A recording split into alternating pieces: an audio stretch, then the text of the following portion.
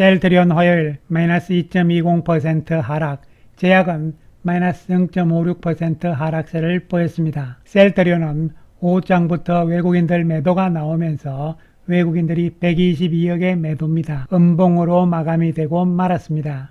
기관들은 25억의 매수를 보였습니다. 5일 만에 나타나는 음봉의 모습인데요. 거래량의 증가는 별로 없는 상황이기 때문에 외국인들의 단기 매매, 특히 프로그램 매도의 영향이 컸다고 볼 수가 있는 것이죠. 7월 말 고점대를 앞두고 있는 상황에서 한번 눌러주는 모습으로 해석을 할 수 있겠습니다. 제약은 외국인들이 11억의 매도, 기관들도 4억의 매도를 보이면서 하락세를 보였습니다만 최근에 저점대를 형성하고 있는 모습입니다. 셀트리온의 수급 상황을 살펴보게 되면요. 외국인들의 6만 주의 매도가 있었는데 이 중에서 5만 5천 주가 프로그램 매도였다고 보시면 되는 것이고요. 기관들은 12,000주의 매수지만 매수 규모는 줄어드는 모습이죠. 연기금은 8,700주의 매도를 보인 상황입니다. 8월 14일 이후부터 해서 현재까지 외국인들은 20만 주대의 매수 우위고요. 기관들은 28만 9천 주대의 매수 우위를 보입니다. 8월 1일부터 어제까지 8월 들어서 금액 규모로 기관 투자가들이 가장 많이 산 종목이 되었는데요. 문제는 기관들이 가장 많이 샀긴 했지만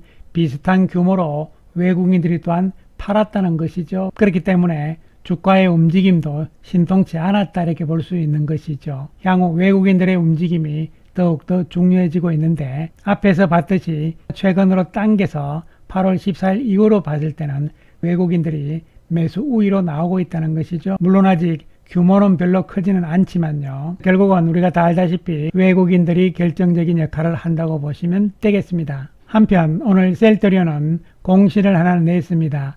CTP13SC 진펜트라가 유럽에서 임상 3상 시험 계획을 신청을 했다는 것이죠.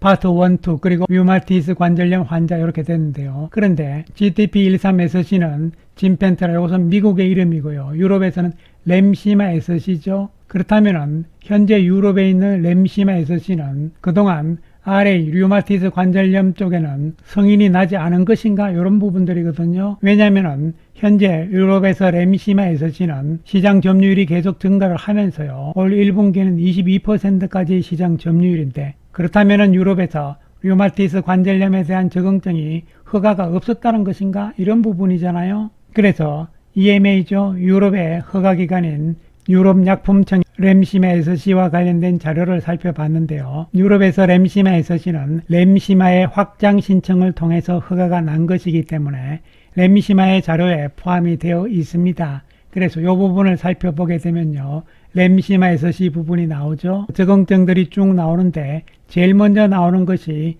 류마티스 관절염 RA가 분명히 오소라이즈 허가가 된 것으로 나오잖아요. 그래서 이 부분을 우리말로 보게 되면요. 램시마 SC는 다음과 같은 질병을 가진 성인에게 승인되었다 이렇게 돼 있고 RA 류마티스 관절염 관절의 염증을 일으키는 면역계 질환으로서 램시마 SC는 메토트렉세이트 면역계에 작용하는 약과 함께 사용된다 이렇게 분명히 허가가 나와 있는 것이죠. 그리고 CD 크론병, UC 궤양성 대장염, AS 강직성 척추염, PSA 근선성 관절염, PS 판산형 근선이거든요. 그래서 램시마 SC는 이미 유럽에서 램시마 IV 정맥 주사 제형과 마찬가지로요. 오리지널인 레미케디의 모든 적응증에 대해서 이미 허가가 다 나온 상태입니다. 그렇다면 오늘 나온 유럽에서의 류마티스 관절염에 대한 임상 3상 이야기는 무슨 이야기냐 이렇게 될 수가 있잖아요.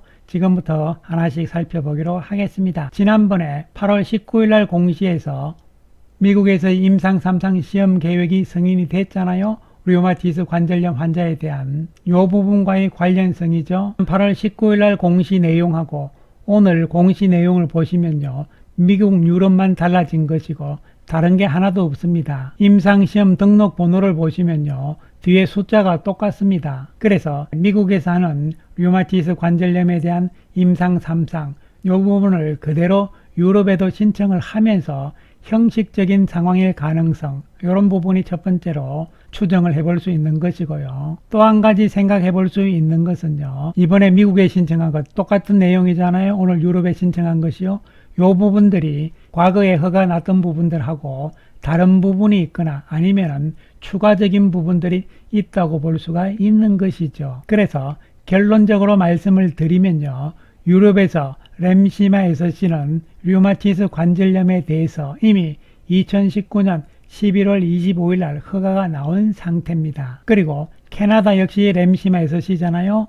류마티스 관절염에 대해서 21년 6월 8일 날 허가가 나왔고 승인이 된 것이죠. 그런 다음에 유럽에서는요. 염증성 장질환 IBD에 대해서는 그 이후 20년 7월 27일 날 승인이 허가가 나온 것이고요. 캐나다에서도 염증성 장질환 IBD는 24년 2월 19일 올해 들어서 허가가 나온 것이죠. 그리고 이번에 다시 유럽에 류마티스 관절염에 대해서 3상 신청을 오늘 했다 이렇게 보시면 되는데 이것은 2019년에 허가 난 거하고 별도로 다른 부분이 있거나 그렇지 않으면은 미국에서 신청한 부분이 있기 때문에 이와 관련해서 같이 신청을 한 것인지 이런 부분이 될 수가 있는 것입니다. 따라서 현재 유럽과 캐나다에서는요. 류마티스 관절염에 대해서 이미 승인이 나온 상태에서 이 부분에서의 판매도 되고 있다고 보시면 되는 것이죠. 그 다음에 미국에서의 진펜트라는 유럽과 캐나다와는 다르게 IBD부터 먼저 허가가 났잖아요. 순서가 다릅니다. 그런 다음에 이번에 류마티스 허가를 위한 3상이 시작이 됐다고 보시면 되는 것이죠. 기간은 52주입니다. 1년간 시험을 하고 보고서 작성하고 FDA에서 심사하고 이런 과정들까지 포함해서 2년 전후가 되면 어쨌든 미국에서도 류마티스 관절염에 대해서 허가가 나올 것이다 이렇게 보시면 되겠습니다. 그리고 유럽에서의 램시마 SC는 다시 한번 말씀드리지만요. 이미 류마티스 관절염 쪽 허가가 나와 있고 오늘 신청한 부분들은 추가적인 신청 내지는 미국 신청과 관련해서 형식적인 신청 이 두 가지 중에 하나이기 때문에 이상하게 생각할 것은 없다 이런 말씀 분명히 드리겠습니다. 한편 어저께 나온 보고서이긴 합니다만 북극 정권에서 셀트리온에 대한 보고서가 나왔는데요. 목표 주가 27만원으로 커버리지를 개시한다. 신약 진펜트라 성과 기반 이익 성장기 도래 이렇게 되어 있습니다. 내용을 핵심적으로 살펴보게 되면요. 24년 2분기 실적이 저점으로서 확인이 됐다는 이야기고요. 25년부터 진펜트라 매출 발생이 본격화되는데 출시 초기에 가파른 처방 환자 상승은 도매상의 재고 확보 니즈로 이어질 것으로 예상된다. 이 이야기는 무슨 이야기냐면요. 출시되자마자 처방 환자가 크게 늘어나고 있다는 이야기죠. 이에 따라서 물량이 필요하죠. 약을 공급하는 도매상들은 재고를 확보를 해야 됩니다. 이 재고를 채워주기 위한 매출액이 실제적으로 잡히는 매출의 하나라고 보시면 되는 것이죠. 또한 진펜트라에 대한 이야기가 나오는데요.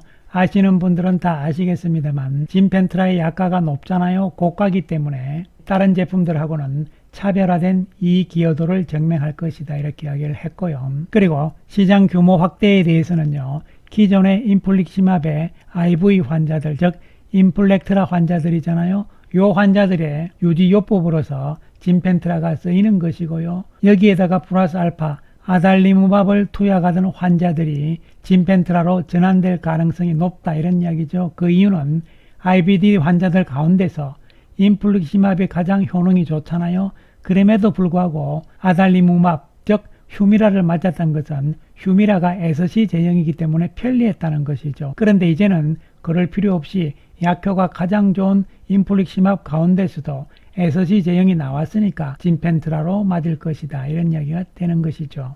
그래서 북극 정권에서는 진펜트라의 올해 매출액에 대해서는 2054억 정도로 추정을 하고 있고요. 내년에는 8,979억으로 추정을 하고 있습니다.